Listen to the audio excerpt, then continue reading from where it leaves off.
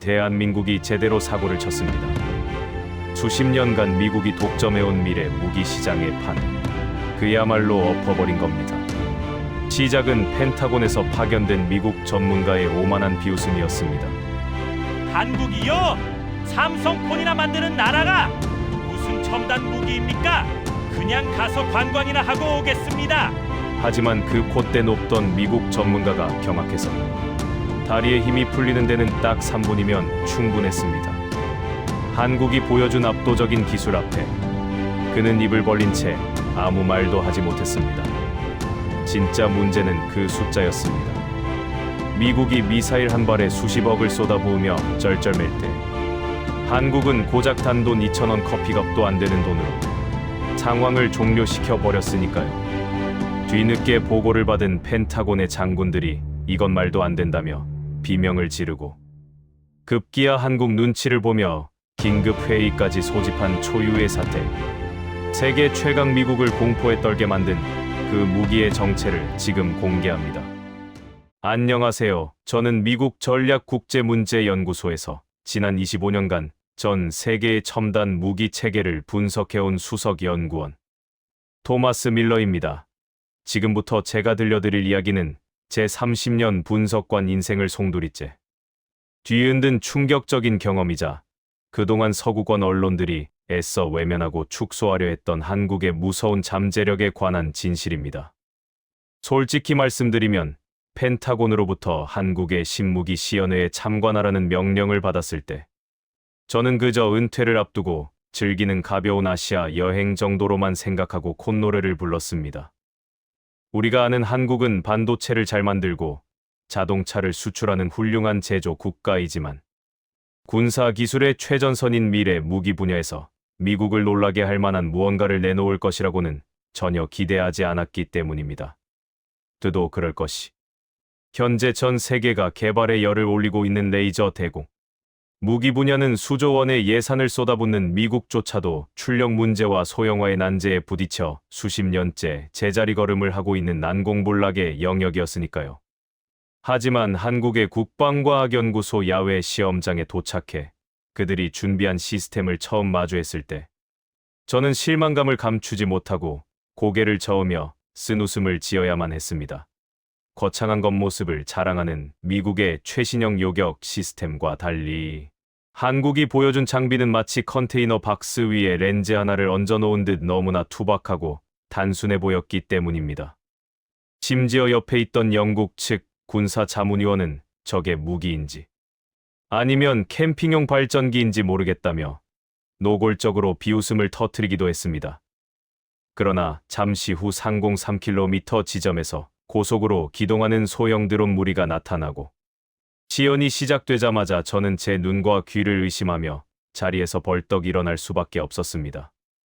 통상적인 요격 훈련이라면 굉음과 함께 미사일이 날아가거나 대공포의 발사 소리가 들려야 정상이지만 한국의 시스템은 죽은 듯이 고요했고 아무런 소리도 빛도 내지 않았는데 하늘을 날던 드론들이 마치 보이지 않는 거대한 파리채에 맞은 것처럼 추풍낙엽으로 떨어져 내렸기 때문입니다. 저는 당황해서 급하게 통제실의 모니터로 달려가 실시간으로 전송되는 데이터 로그를 확인했고 그곳에 찍힌 수치들을 보는 순간 등줄기에 식은땀이 흐르는 것을 느꼈습니다. 초적 탐지 후 발사 명령까지 걸린 반응 속도 0.7초, 조준 오차 범위 0.001도 미만이라는 물리적으로 불가능해 보이는 수치가 화면을 가득 채우고 있었습니다. 이것은 단순히 잘 맞춘다는 수준을 넘어서 기계적인 한계를 뛰어넘은 말도 안 되는 성능이었기에 저는 즉시 한국 측 관계자에게 시스템 오류가 났거나 시뮬레이션 영상이 잘못 송출되고 있는 것 아니냐며 강력하게 항의했습니다. 빔의 출력이 대기를 뚫고 목표물에 도달하기도 전에 에너지가 산란되는 블루밍 현상이 전혀 관측되지 않았고 무엇보다 표적과의 거리 2km 밖에서 지름 2cm의 동전만한 표적을 100%의 정확도로 태워버렸다는 결과값은 미국의 최첨단 레이저 시스템인 아테나 프로젝트에서도 아직 도달하지 못한 꿈의 영역이었기 때문입니다. 저는 흥분해서 모니터를 손가락으로 두드리며 이 데이터는 조작되었거나 센서가 고장난 것이 분명하다고 소리쳤지만 제 옆에 서 있던 한국의 연구원은 그저 덤덤한 표정으로 옅은 미소를 지으며 다음 데이터를 보여주었습니다. 그것은 제가 보고도 믿을 수 없었던 이 무기의 발사 비용에 관한 충격적인 진실이었는데, 미사일 한 발에 수십억 원을 태우는 현대전의 상식을 비웃기라도 하듯 한국은 고작 전기요금 2,000원이라는 믿기지 않는 비용으로 적의 드론을 격추하고 있었던 것입니다. 하지만 여러분 놀라기에는 아직 이릅니다. 제가 한국이라는 나라에 대해 진정으로 공포를 느낀 지점은 이 말도 안 되는 성능의 레이저 대공 무기 자체가 아니었습니다. 한국 정부와 연구진들이 이 기술을 대하는 태도와 그들 뒤에 숨겨진 더 거대한 계획을 눈치챘을 때, 저는 비로소 미국이 이 작은 나라를 얼마나 얕보고 있었는지 뼈저리게 깨달아야만 했습니다. 한국이 보여준 이 기술은 그들이 숨기고 있는 거대한 빙산의 일각에 불과했으며, 모니터 너머로 보이는 데이터의 이면에는 전 세계의 군사 균형을 무너뜨릴 수도 있는 위험하고도 은밀한 비밀이 도사리고 있었기 때문입니다. 과연 한국은 이 말도 안 되는 기술력을 어떻게 확보했으며 도대체 세계 몰래 무엇을 준비하고 있는 것일까요? 저는 떨리는 손으로 데이터를 복사하며 본국에 보낼 긴급 보고서를 작성하기 시작했습니다. 제 눈앞에 펼쳐진 수치들은 현대 광학 물리학의 교과서를 다시 써야 할 만큼 비현실적이었습니다. 하지만 저는 그 순간까지도 이 믿기 힘든 광경을 순순히 인정하기보다는 한국이 어떤 교묘한 트릭을 쓰고 있다고 의심할 수밖에 없었습니다. 레이저 무기라는 것은 본질적으로 대기 환경에 극도로 민감해서 공기 중의 수분이나 먼지, 농도가 조금만 높아져도 빔의 위력이 급격히 떨어지는 치명적인 약점을 가지고 있기 때문입니다. 미국이 수조 원을 들여 개발한 아테나 시스템조차 안개가 낀 날에는 무용지물이 되어버리는 것이 현실인데, 한국 같은 작은 나라가 이 난제를 해결했을 리가 없다는 확신이 제 머릿속을 지배하고 있었던 것입니다. 저는 즉시 한국 측 지휘관에게 다가가서 이것은 완벽하게 통제된 실험실 환경에서나 가능한 결과이며 실제 전장의 혹독한 환경에서는 절대로 나올 수 없는 데이터라고 목소리를 높였습니다. 저는 당장이라도 이 쇼를 멈추고 싶다는 생각에 그들에게 무리한 요구를 하기 시작했습니다.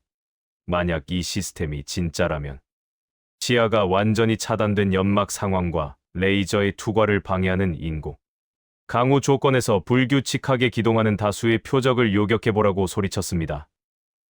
이는 사실상 테스트를 하지 말라는 말과 다름없는 억지였고, 미국 본토의 연구소에서도 실패 확률이 높아서 공개 시연에서는 절대 시도하지 않는 가혹한 조건이었습니다. 제 통역을 들은 한국의 연구진들이 당황하며 거절할 것이라고 예상했지만, 놀랍게도 그들은 서로의 얼굴을 한번 쳐다보고는 별일 아니라는 듯 고개를 끄덕이며 통제실의 버튼을 눌렀습니다. 잠시 후 시험장 주변에 설치된 연막탄이 터지며 짙은 회색 연기가 시야를 가리기 시작했고, 살수차들이 뿜어내는 인공비가 시험장 전체를 적시며 한 치 앞도 분간할 수 없는 최악의 시계가 형성되었습니다. 저는 속으로 쾌재를 부르며 이제야 한국 기술의 미천이 드러나겠구나 싶어 팔짱을 끼고 모니터를 노려보았습니다. 하지만 레이더 화면에 붉은 점들이 새카맣게 떠오르며 무려 30대의 고속 드론이 사방에서 불규칙한 곡선을 그리며 쇄도에 들어오는 순간, 저는 또다시 제 눈을 의심하며 모니터 앞으로 빨려 들어갈 수밖에 없었습니다. 악천후 속에서도 한국의 레이저 대공 무기는 조금의 망설임도 없이 목표물을 포착하고 있었는데, 탐지 레이더의 주사율이 통상적인 시스템보다 4배나 빠른 0.005초 단위로 갱신되며 드론들의 변칙적인 움직임을 개미 한 마리 놓치지 않고 따라잡고 있었기 때문입니다. 더 충격적인 것은 그 다음이었습니다. 연막과 빗방울 때문에 레이저 빔이 산란되어 출력이 떨어져야 정상이었지만, 화면에 표시된 에너지 도달률은 무려 98.5%를 유지하고 있었고, 표적까지의 거리가 5km로 늘어났음에도 불구하고 빔의 직경은 바늘구멍보다 작은 1.5cm로 완벽하게 집속되어 있었습니다. 지지직거리는 소음도 없이 하늘을 날던 30대의 드론들이 마치 보이지 않는 신의 손에 의해 제압당하듯 순식간에 불꽃을 튀기며 바닥으로 곤두박질 쳤고 마지막 드론이 격추되는데 걸린 시간은 불과 12초였습니다. 저는 입을 다물지 못한 채 떨리는 손으로 데이터 로그를 다시 확인했습니다. 동시 교전 능력 30개, 목표물 추적 및 타격 성공률 100%. 그리고 무엇보다 저를 공포에 떨게 만든 것은 이 모든 과정에서 발생한 시스템의 발열 수치였습니다. 보통 이런 고출력 레이저를 연속으로 발사하면 냉각 시스템이 버티지 못해 장비가 멈추거나 출력이 저하되는 것이 상식인데 한국의 장비는 마치 방금 켜진 냉장고처럼 안정적인 온도를 유지하고 있었습니다. 이것은 단순히 렌즈를 잘 깎거나 소프트웨어가 좋은 수준이 아니었습니다. 제가 알고 있는 그 어떤 냉각 기술로도 설명이 불가능한 현상이었고 이 조그만 컨테이너 박스 안에 제가 모르는 무언가 더 거대하고 무서운 기술이 숨겨져 있다는 강력한 직감이 뇌리를 스쳤습니다. 그제야 저는 한국 연구진들이 왜 제 무리한 요구에도 여유로운 미소를 지었는지 깨달을 수 있었습니다.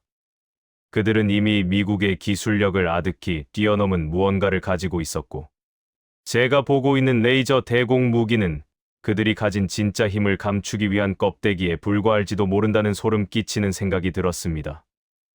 도대체 한국은 이 좁은 국토 어디에서 이런 말도 안 되는 에너지 효율 기술을 개발해낸 것일까요? 그리고 저 컨테이너 박스 아래에는 과연 무엇이 연결되어 있기에 수십 발의 고출력 레이저를 쏘고도 전력 과부하가 걸리지 않는 것일까요?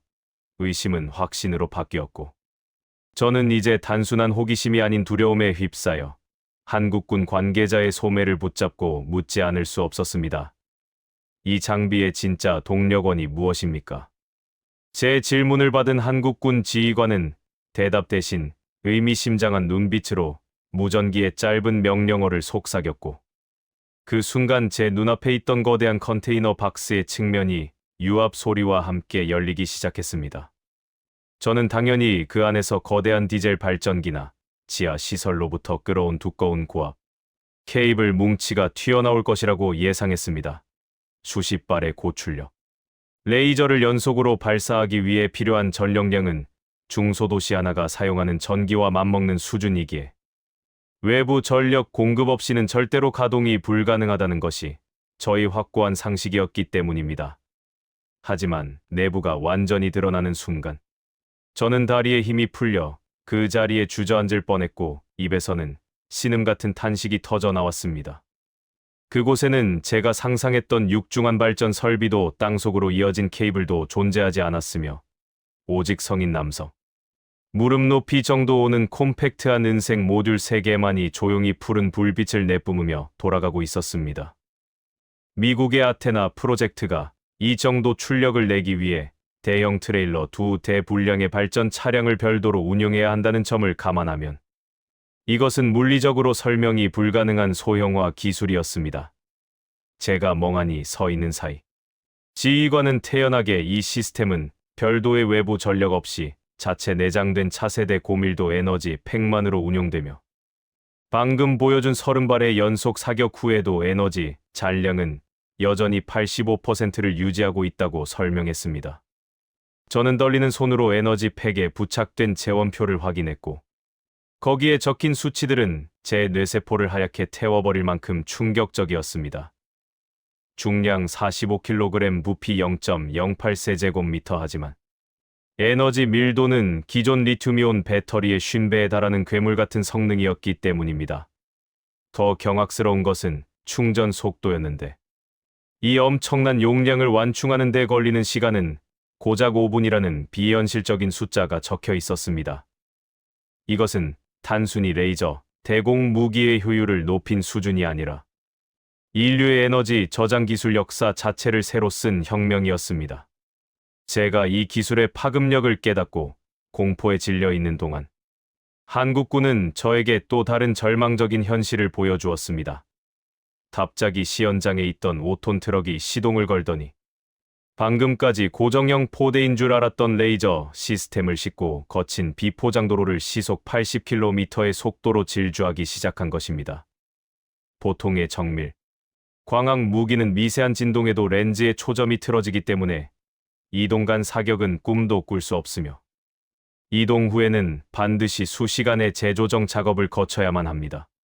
그러나 한국의 시스템은 울퉁불퉁한 야지를 고속으로 달리면서도 상공에 띄워진 표적을 향해 레이저 빔을 난사했고 모니터에는 명중이라는 텍스트가 0.1초 간격으로 쉴 새 없이 떠올랐습니다. 이동 간 사격 시 빔의 흔들림 보정 수치가 0.00001라디안 이내라는 기적 같은 정밀도를 유지하고 있었는데 이는 달리는 기차 위에서 10km 밖의 바늘구멍을 통과시키는 것과 같은 묘기였습니다. 저는 그제야 한국이 이 기술을 왜 굳이 소형화하고 경량화했는지 그 무서운 의도를 파악할 수 있었습니다. 그들은 이 무기를 단순히 주요 시설을 방어하는 고정형 포대로 쓸 생각이 없었던 것입니다. 이 정도 크기와 무게라면 전차, 장갑차, 군함은 물론이고 심지어 헬기나 수송기 같은 항공기에도 탑재가 가능하다는 결론이 나오는데 이는 전장의 모든 공간에서 적의 미사일과 드론을 지워버리는 이동식 방공망이 완성된다는 뜻이었습니다. 제가 식은땀을 흘리며 이 기술이 한국군 전체에 보급되는데 얼마나 걸리겠냐고 묻자 연구원은 어깨를 으쓱하며 이미 양산 라인이 가동 중이고 다음 달이면 전방 부대부터 실전 배치가 시작된다고 대답했습니다.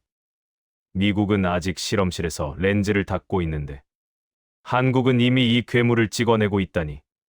저는 눈앞이 캄캄해졌습니다. 하지만 제가 느낀 공포의 정점은 그때 연구원이 무심코 던진 한마디였습니다.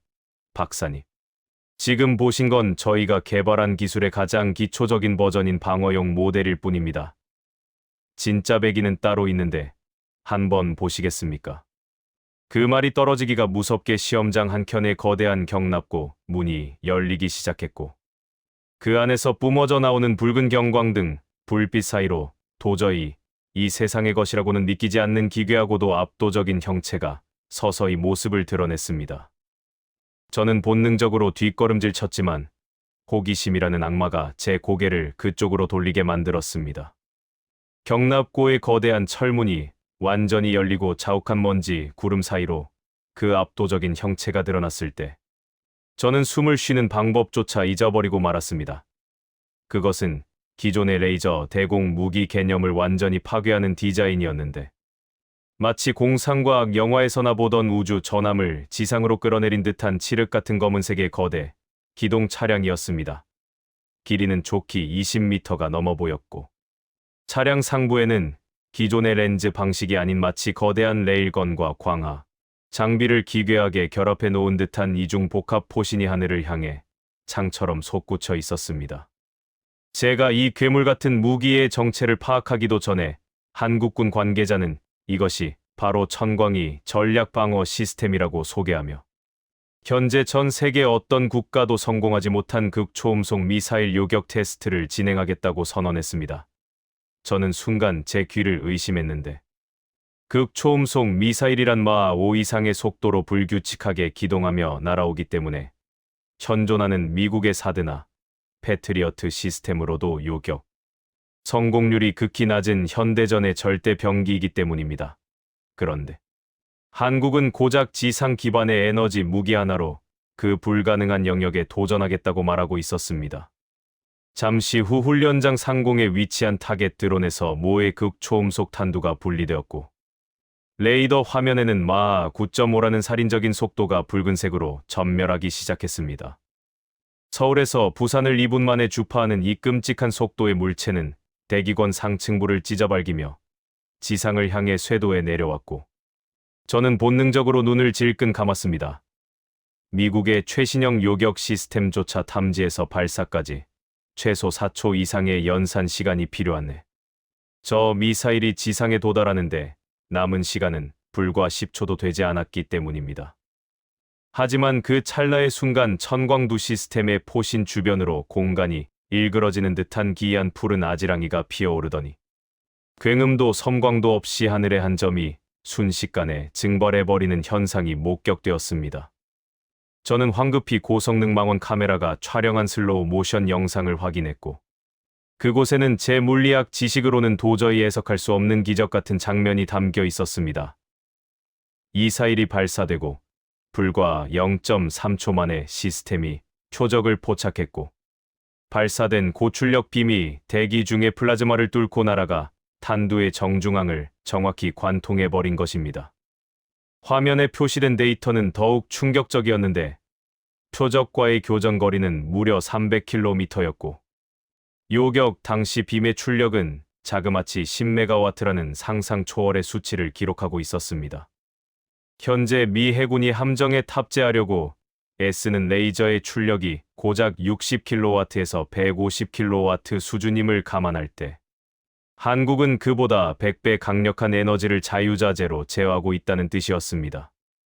더 무서운 점은 탄두를 녹여버린 것이 아니라 순간적인 초고열로 탄두 내부의 전자신관만을 정밀 타격하여 공중에서 무력화시켰다는 사실이었는데 이는 적의 핵미사일이 날아와도 공중 폭발 없이 안전하게 깡통으로 만들어버릴 수 있다는 것을 의미했습니다. 저는 다리에 힘이 풀려 의자에 주저앉으며 이것은 방어 무기가 아니라 전쟁의 판도를 바꾸는 신의 지팡이라고 중얼거렸습니다. 만약 이 무기가 실전 배치된다면 미국이 자랑하는 수천 개의 ICBM도 러시아의 극초음속 미사일도 전부 고철 덩어리로 전락하게 될 것이 뻔했기 때문입니다. 제가 공포에 질려 한국군 관계자에게 도대체 어떻게 이런 출력을 감당하는 것이냐고 묻자 그는 태연하게 이 시스템은 단순한 레이저가 아니라 지구 자기장을 이용한 증폭 기술이 적용되었다는 믿기 힘든 설명을 덧붙였습니다. 한국은 이미 재래식 무기 체계의 경쟁을 떠나 아예 차원이 다른 미래 전쟁을 준비하고 있었던 것입니다. 저는 그제야 펜타곤의 장군들이 왜 그렇게 한국의 동향에 신경질적인 반응을 보였는지 이해할 수 있었습니다. 그들은 이미 알고 있었던 것입니다. 한국이라는 나라가 단순히 반도체를 파는 경제 파트너가 아니라 마음만 먹으면 전 세계의 군사 패권을 단숨에 거머쥘 수 있는 잠자는 용이라는 사실을 말입니다. 그런데 제가 받은 충격이 채 가시기도 전에 한국 연구진은 저에게 다가와 아직 보여드릴 것이 하나 더 남았는데 괜찮으시냐며 악마 같은 미소를 지었습니다.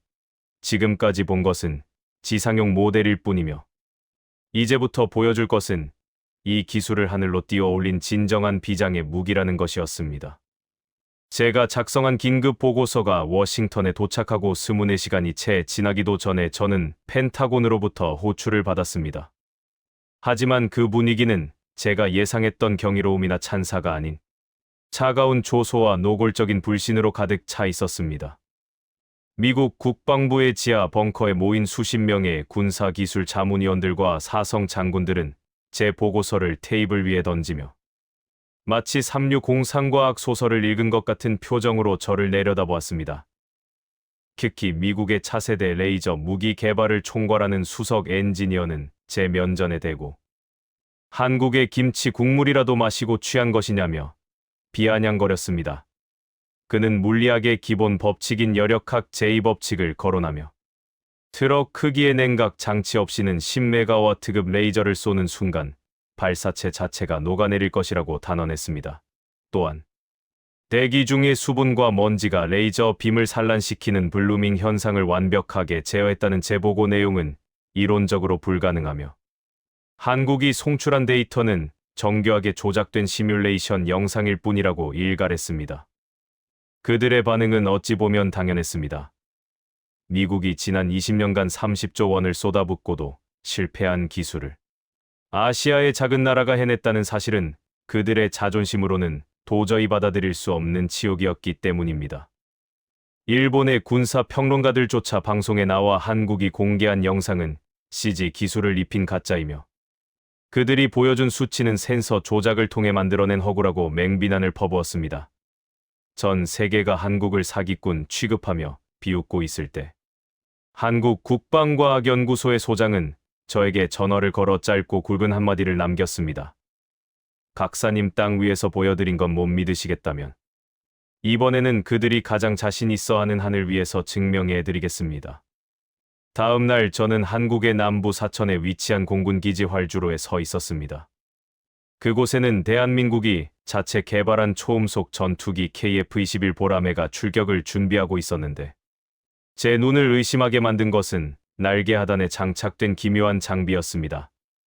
통상적인 레이저 무기라면 거대한 발전용 터빈과 액체 질소, 냉각 탱크가 주렁주렁 달려 있어야 했지만 KF-21에 장착된 것은 고작 일반 미사일 크기의 날렵한 포드 하나뿐이었기 때문입니다. 함께 참관한 미 공군 파견 장교는 저걸로 레이저를 쏜다고요? 저건 그냥 보조 연료 탱크 아닙니까? 라며 헛웃음을 지었습니다. 전투기의 엔진 출력만으로는 고출력 레이저를 쏠 전력을 생산하는 것이 불가능하고 비행 중에 발생하는 엄청난 진동 때문에 0.001도의 정밀도가 생명인 레이저의 초점을 맞추는 것은 기술적 자살행위나 다름없었기 때문입니다. 하지만 KF-21이 F터버너를 켜고 굉음을 내며 이륙하여 고도 3만 피트 상공에 도달했을 때 상황실의 모니터에 찍히기 시작한 데이터는 우리 모두의 숨통을 조여오기 시작했습니다. 이번 실험의 목표는 마하 1.5의 속도로 비행하며 반대편에서 마하 2.0으로 접근하는 초음속 무인 표적기 4대를 요격하는 것이었습니다. 상대 속도가 마하 3.5에 달하는 찰나의 교차 상황에서 레이저를 쏘는 것은 바늘구멍으로 총알을 쏘아 맞히는 것보다 어려운 미션이었습니다. 교전이 시작되자 KF-21은 급격한 구지 기동을 하며 회피 기동에 들어갔습니다. 조종사의 몸무게가 9배로 늘어나는 극한의 중력 상황에서 기체는 찢어질 듯 비명을 질렀고 당연히 레이저 조준 장치도 심하게 흔들려야 정상이었습니다. 펜타곤에서 실시간으로 이 데이터를 전송받던 기술진들은 그래프를 보며 고개를 저었습니다. 진동 수치가 너무 낮습니다. 이건 말이 안 돼요. 센서가 고장났거나 데이터가 멈춘 게 분명합니다. 라며 오류를 확신했습니다. 그토록 격렬하게 기동하는데 레이저 포드의 조준점 흔들림이 0.00001mm라는 수치를 가리키고 있었기 때문입니다. 미국의 최첨단 안정화 장치로도 구현할 수 없는 이 완벽한 고요함에 그들은 시스템 재부팅을 요구하며 한국 측의 조작을 의심했습니다. 그러나 그 의심이 깨지는 데는 단 2초면 충분했습니다. 화면 속의 적기 4대가 KF-21의 사정권인 20km 내로 진입하는 순간 조종사는 버튼을 눌렀고 육안으로는 아무런 빗줄기도 보이지 않았지만 적기들은 마치 보이지 않는 거인의 주먹에 맞은 듯 동시에 폭발했습니다. 더욱 충격적인 것은 폭발의 양상이었습니다. 보통 미사일에 맞으면 기체 전체가 산산조각이 나지만 한국의 레이저는 정확히 적기의 엔진 흡입구와 조종석 연결 부위만을 절단하여 기체를 무력화시켰습니다. 이것은 단순한 파괴가 아니라 외과 수술 같은 정밀 타격이었습니다. 미국 기술진들은 패닉에 빠져 소리쳤습니다. 저건 열추적 미사일이 아닙니다.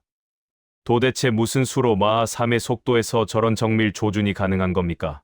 하지만 진짜 공포는 그 다음에 찾아왔습니다. 4대의 적기를 격추하고도 KF-21의 에너지, 잔량 게이지는 여전히 98%를 가리키고 있었기 때문입니다. 기존의 전투기는 미사일 6발을 쏘면 공격 능력을 상실하고 기지로 돌아와야 했지만 한국의 전투기는 엔진이 돌아가는 한 사실상 무한대의 탄약을 가지고 있는 셈이었습니다. 이는 공중전의 패러다임을 완전히 뒤집는 혁명이었습니다. 적이 아무리 많은 물량 공세를 퍼부어도 탄약이 떨어지지 않는 한국의 전투기 한 대를 당해낼 수 없다는 절망적인 계산이 나왔기 때문입니다. 처음에는 오류라고 생각했던 수치들이 하나둘씩 팩트로 확인되자 펜타곤 상황실의 분위기는 조롱에서 경악으로 그리고 다시 깊은 침묵과 공포로 바뀌었습니다. 그들은 이제 결과가 아닌 원인에 집착하기 시작했습니다. 도대체 저 작은 포드 안에 무엇이 들어있길래 전투기의 엔진 진동을 완벽하게 상쇄하고 수백 번을 쏴도 과열되지 않는 냉각 효율을 보여주는 것인가? 이것은 우리가 아는 물리학의 범주를 넘어선 외계인의 기술이거나 아니면 한국이 우리가 모르는 전혀 새로운 에너지원을 발명했다는 뜻이었습니다. 그때 화면 속에 KF-21 조종사가 헬멧 바이저를 올리며 통신망을 통해 전 세계가 듣게 될 충격적인 한마디를 던졌습니다. 지금 보신 것은 대기권 안에서의 장난감 수준에 불과합니다. 저희가 보여드릴 진짜 기술은 이 좁은 지구의 하늘이 아니라 저 높은 곳 우주에 준비되어 있습니다. 그 순간 저는 등골이 오싹해지는 것을 느꼈습니다. 한국은 단순히 잘 싸우는 무기를 만든 것이 아니었습니다. 그들은 지구상의 전장을 넘어 우주 공간을 지배할 거대한 계획을 이미 완성해 놓고 있었던 것입니다. 과연 한국이 우주에 숨겨놓은 비장의 카드는 무엇일까요? 그리고 그것이 공개되는 순간 세계의 질서는 어떻게 재편될까요? 저는 떨리는 손으로 다음 보고서를 준비하며 하늘을 올려다보았습니다. KF-21의 조종사가 남긴 우주라는 단어는 단순한 허세가 아니었습니다. 그날 밤, 저는 펜타곤의 긴급 명령을 받고 콜로라도주 피터슨 공군기지에 위치한 미 우주군 통합사령부의 지하 벙커로 급파되었습니다. 그곳은 일반적인 군사시설과는 차원이 다른 긴장감이 감돌고 있었는데 전 세계의 모든 인공위성과 우주 물체들을 24시간 감시하는 지구의 눈이라 불리는 곳이었습니다. 하지만 그곳에 모인 나사의 수석 연구원들과 우주군 사서, 장군들의 표정에는 비웃음과 안도감이 묘하게 섞여 있었습니다. 그들은 한국이 대기권 내에서 레이저 기술을 성공시켰을지는 몰라도 우주라는 공간은 전혀 다른 차원의 지옥이라는 것을 강조했습니다. 진공 상태인 우주에서는 열을 식힐 공기가 없기 때문에 고출력 레이저를 발사하는 순간 발생한 엄청난 고열이 배출되지 못하고 내부 회로를 모조리 태워버릴 것이라는 열역학적 한계가 존재했기 때문입니다. 나사의 국장은 저에게 커피를 건네며 한국이 쏘아 올렸다는 위성들은 기껏해야 성능 좋은 망원경 수준일 것이라며 며칠 안에 열을 견디지 못하고 고철 덩어리가 될 것이라고 호언장담했습니다. 그러나 그들의 오만한 여유가 비명으로 바뀌는 데는 그리 오랜 시간이 걸리지 않았습니다. 새벽 3시경. 러시아와 중국이 한국의 신규 위성 궤도를 파악하고 이를 견제하기 위해 자신들의 킬러 위성인 코스모스 헌터를 은밀히 접근시키는 정황이 포착되면서 상황은 급변했습니다. 미 우주군 역시 이 흥미로운 사냥을 지켜보기 위해 고해상도 정찰 위성의 카메라를 그쪽 좌표로 고정했습니다. 화면 속에는 한국이 쏘아올린 천리안 X 위성 12기가 지구 저궤도를 돌고 있었고 그 뒤를 러시아의 육중한 공격 위성이 사각지대에서 빠르게 덮치고 있는 모습이 잡혔습니다. 통상적인 위성이라면 자체 방어 수단이 없기에 속수무책으로 당하거나 궤도를 수정해 도망치는 것이 고작이었을 것입니다. 하지만 레이더 화면에 경고등이 켜지며 믿을 수 없는 데이터가 쏟아지기 시작했습니다. 한국의 위성이 뒤따라오는 적의 위성을 감지한 반응 속도는 0.001초였고 물리적으로 불가능한 기동을 보여주었기 때문입니다.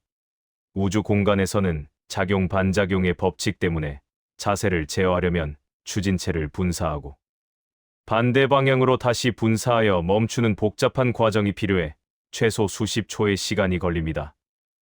그러나 천리안 X는 마치 관성을 무시하는 UFO처럼 추진체 분사 화염도 없이 제자리에서 순식간에 180도를 회전하여 적 위성을 정면으로 조준했습니다. 상황실의 물리학자들은 자리에서 벌떡 일어나 저건 중력 제어 장치가 없으면 불가능한 움직임이라며 계기판의 오류를 주장했습니다. 추진체 연료를 쓰지 않고 저런 급격한 회전을 하면 위성 내부의 자이로스코프가 깨져버려야 정상이었기 때문입니다. 더욱 충격적인 장면은 그 다음이었습니다. 러시아 위성이 재밍 전파를 쏘기도 전에 한국 위성의 렌즈에서 푸른색의 섬광이 번쩍이는가 싶더니 500km 떨어진 러시아 위성이 그 자리에서 침묵해버렸습니다. 미사일이 날아간 것도 아니었고 물리적인 충돌도 없었습니다. 우주군 분석팀이 긴급하게 스펙트럼 분석기를 돌려본 결과 러시아 위성의 외부는 멀쩡했지만 내부에 탑재된 원자로와 전자회로만이 순간적으로 섭씨 4000도까지 치솟아 증발해버렸다는 충격적인 결과가 나왔습니다.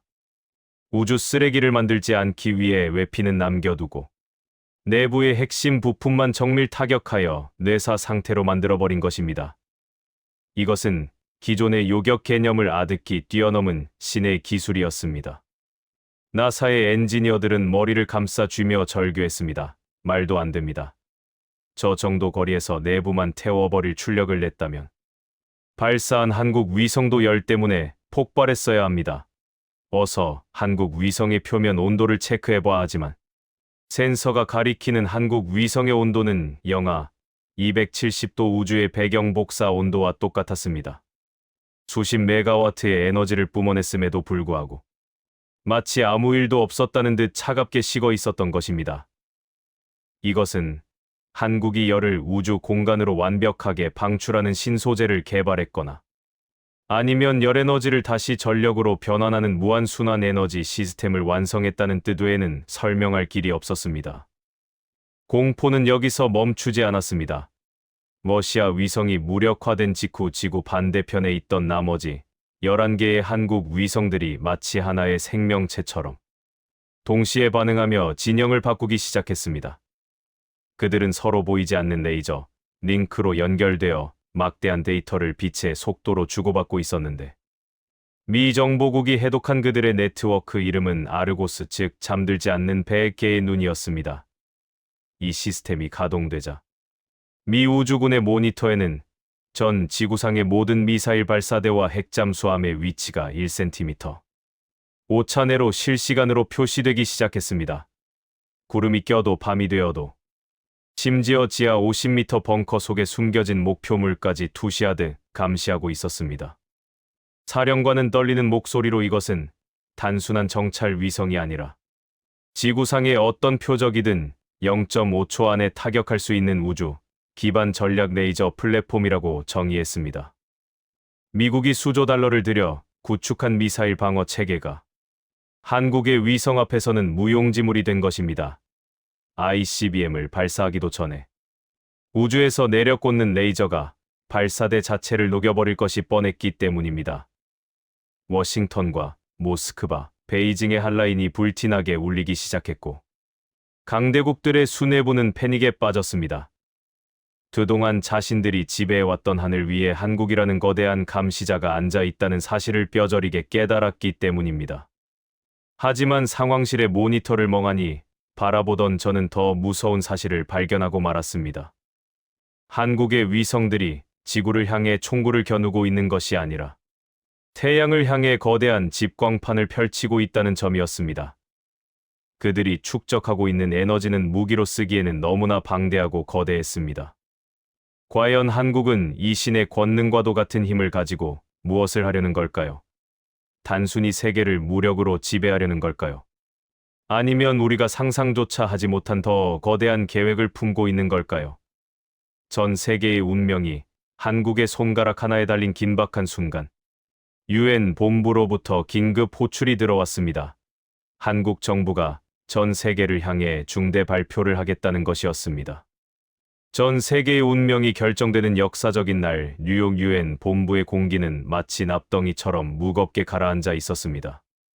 저는 미국 대표단의 수석 자문위원 자격으로 그 숨막히는 현장에 앉아 있었는데 제 옆에 앉은 미국 대통령은 초조한 듯 넥타이를 계속해서 고쳐 매고 있었고 테이블 아래로 다리를 떨고 있었습니다. 평소라면 거만하게 고개를 쳐들고 있었을 주요 7개국 정상들조차 이날만큼은 죄인처럼 고개를 숙인 채 마른 침을 삼키고 있었습니다. 그들의 손에는 만약의 사태를 대비해 작성한 굴욕적인 협상안들이 들려 있었습니다. 일본은 독도를 포함한 해상 영유권 포기 각서를 준비했고 중국과 러시아는 천문학적인 배상금과 불평등 조약이 담긴 문서를 만지작거리고 있었습니다. 인류 역사상 그 어떤 제국도 가지지 못했던 신의 권능을 손에 쥔 한국이 과연 어떤 피해 대가를 요구할지 상상하는 것만으로도 그들은 공포에 질려 있었던 것입니다. 회의장 밖에는 수만 명의 시위대가 몰려와 한국을 규탄하는 것이 아니라 제발 우리를 살려달라는 피켓을 들고 울부짖고 있었고 전 세계의 주식 시장은 붕괴 직전의 혼돈에 빠져 있었습니다. 모두가 한국의 입만 바라보며 사형 선고를 기다리는 죄수와 다를 바 없었습니다. 단상에 오른 한국 정부의 특사는 그 살벌한 정적 속에서 천천히 입을 열었습니다. 그의 첫 마디는 통역기를 타고 전 세계 70억 인구의 귀로 흘러들어갔습니다. 여러분은 지금 두려워하고 있습니다. 우리가 가진 힘으로 여러분을 지배하고 과거에 우리가 당했던 것처럼 억압할 것이라고 생각하기 때문입니다. 하지만 대한민국은 당신들과 다릅니다. 그 순간 회의장 정면에 거대한 스크린이 켜지며 우주에 떠있는 12개의 천리안 X 위성의 모습이 나타났습니다.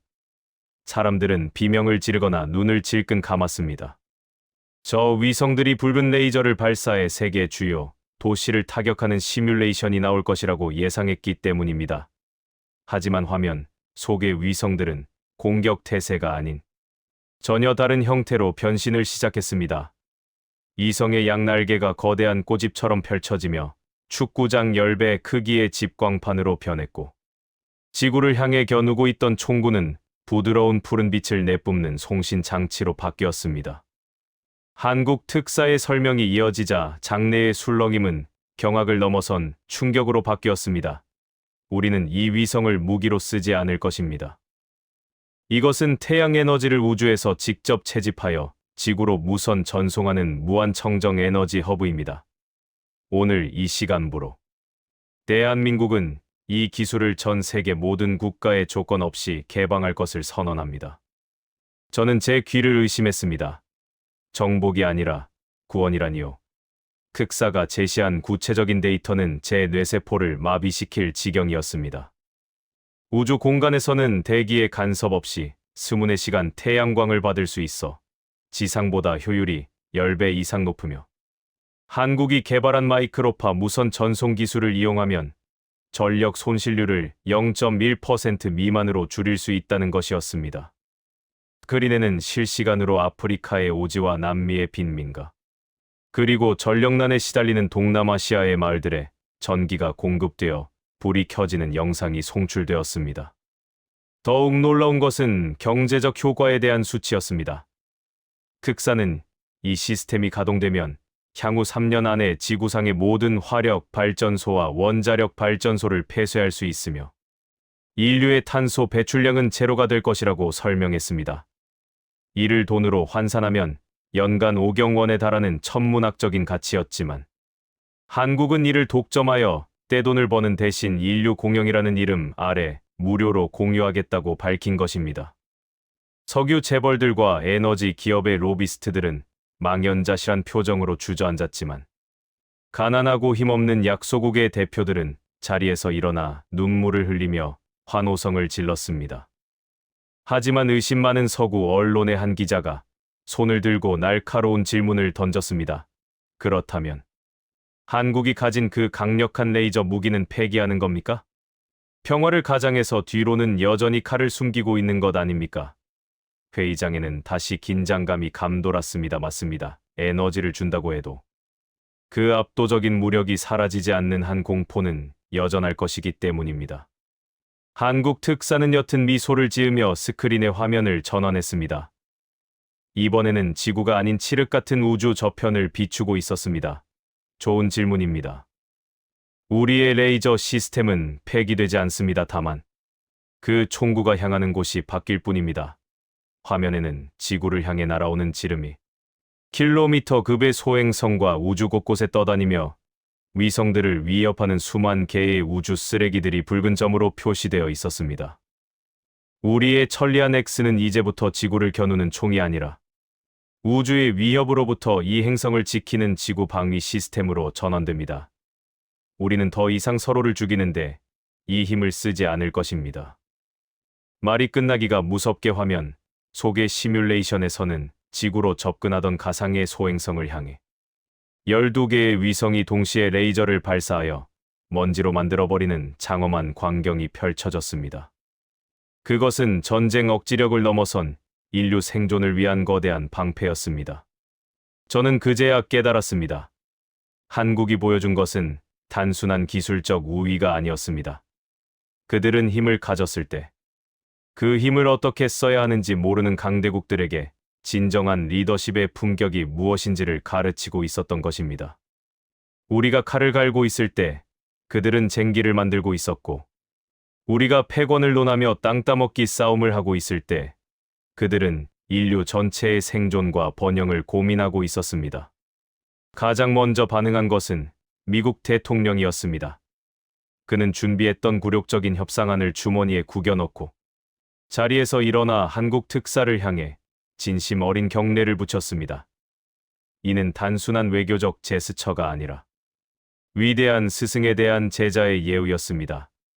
뒤이어 중국 주석과 유럽의 총리들, 그리고 회의장에 있던 3,000명의 전 세계 대표단이 일제히 기립박수를 보내기 시작했습니다. 그 박수 소리는 10분이 넘도록 유엔 본부를 뒤흔들었고 전 세계로 생중계되어 70억 인류의 가슴을 울렸습니다.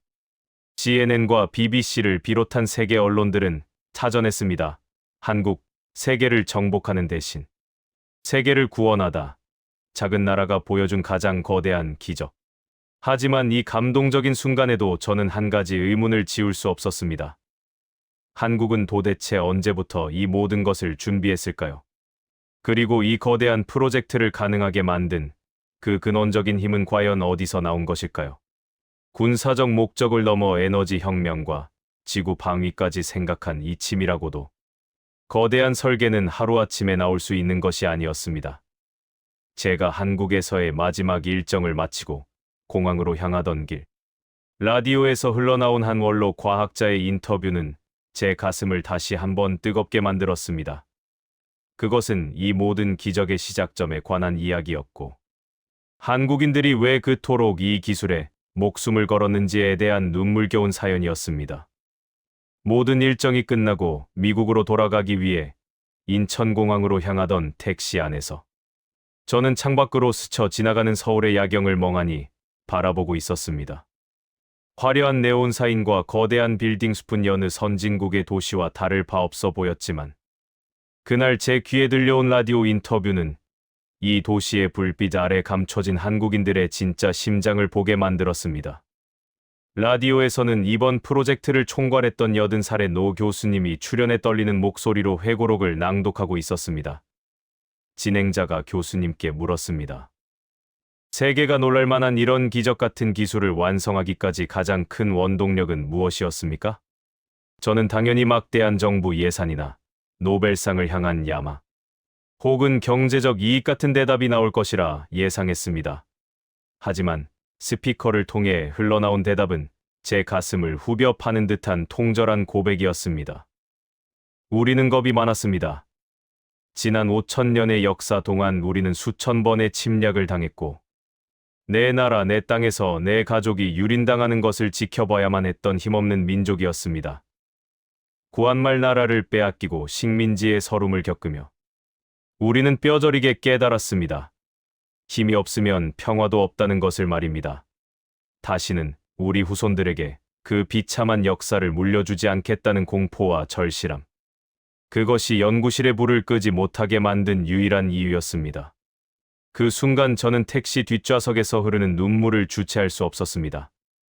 미국이나 서구 열강들이 패권을 잡기 위해 더 날카로운 칼과 더 파괴적인 창을 만들 때 한국은 오로지 생존과 존엄을 지키기 위해 세상에서 가장 단단한 방패를 깎고 있었던 것입니다. 그들이 만든 천리안 X와 무한 에너지 기술은 단순한 과학의 승리가 아니었습니다. 그것은 수많은 외세의 침략 속에서도 꺾이지 않았던 한 민족의 피와 땀, 그리고 한이 응축되어 만들어진 눈물겨운 결정체였습니다. 저는 그제야 알 수 있었습니다. 왜 한국의 연구원들이 컵라면으로 끼니를 때우며 집에 가는 것조차 잊은 채 미친 듯이 연구에 매달렸는지 말입니다. 그들에게 이것은 직업이 아니라 사명이었고 기술 개발이 아니라 독립운동의 연장선이었던 것입니다. 미국으로 돌아와 펜타곤에 사표를 내고 은퇴한 지 어느덧 3년이라는 시간이 흘렀습니다. 이제 저는 버지니아의 한적한 시골 마을에서 정원을 가꾸며 여생을 보내고 있습니다. 하지만 세상은 제가 현역으로 있을 때와는 완전히 다른 곳으로 변했습니다.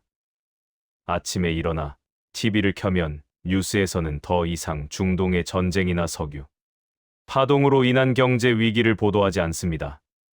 대신 한국이 제공한 무선 전송 에너지 덕분에 아프리카의 사막에 농장이 생기고 공해를 뿜어내던 중국과 인도의 공장 굴뚝에서 연기가 사라졌다는 희망찬 소식들이 들려옵니다. 얼마 전에는 70년 동안 적대 관계였던 국가들이 한국의 중재하에 모든 핵무기를 폐기하고 그 원료를 우주 탐사선의 연료로 재활용하기로 합의했다는 CNN의 특종 보도가 있었습니다. 과거 같으면 상상도 할 수 없는 일이었지만 한국이 지구 방위 시스템이라는 절대적인 안전장치를 제공했기에 가능한 일이었습니다. 강대국들이 서로 총구를 겨누며 으르렁대던 공포의 시대, 냉전과 신냉전으로 얼룩졌던 야만의 시대는 저물고 바야흐로 한국이라는 작지만 거대한 등대가 비추는 팍스 코리아나, 즉 진정한 평화의 시대가 도래한 것입니다. 가끔 옛 동료들이나 후배들이 저희 집에 찾아와 묻곤 합니다. 박사님, 도대체 한국은 어떻게 그 짧은 시간 안에 미국과 유럽을 추월하고 세계의 리더가 될 수 있었을까요? 그들의 교육 방식이 특별한 겁니까? 아니면 유전자 자체가 다른 겁니까? 그러면 저는 빙그레 웃으며 밤하늘을 가리킵니다. 저들은 기술을 개발한 게 아니네. 저들은 절실함을 발명한 거야. 한국인들의 가슴 속에는 우리가 상상할 수 없는 뜨거운 불덩어리가 있네. 그들은 자신들을 지키기 위해 시작했지만 결국 그 따뜻한 불로 온 세상을 덮이고 말았지. 오늘 밤도 유난히 별이 밝습니다. 저 밤하늘 어딘가에서 소리 없이 지구를 돌며 인류를 지키고 있을 12개의 푸른 별들. 한국의 위성들을 향해 저는 늙고 병든 몸을 일으켜 경의를 담아 조용히 고개를 숙입니다. 비록 국적은 다르고 피부색도 다르지만 제 인생의 마지막 페이지에서 진정한 강함이란 남을 짓밟는 것이 아니라 남을 지켜주는 것임을 깨닫게 해준 대한민국에게 깊은 감사를 전합니다. 이 이야기를 듣고 계신 여러분 부디 기억하십시오. 우리가 알던 조용한 아침의 나라는 이제 없습니다. 그들은 긴 잠에서 깨어나 세상을 비추는 거대한 여명이 되었으며 인류가 나아가야 할 길을 알려주는 가장 위대한 거인으로 우뚝 섰습니다. 이것으로 한국의 경이로운 기술과 그보다 더 위대한 정신에 대한 제 긴 보고서를 마칩니다. 감사합니다.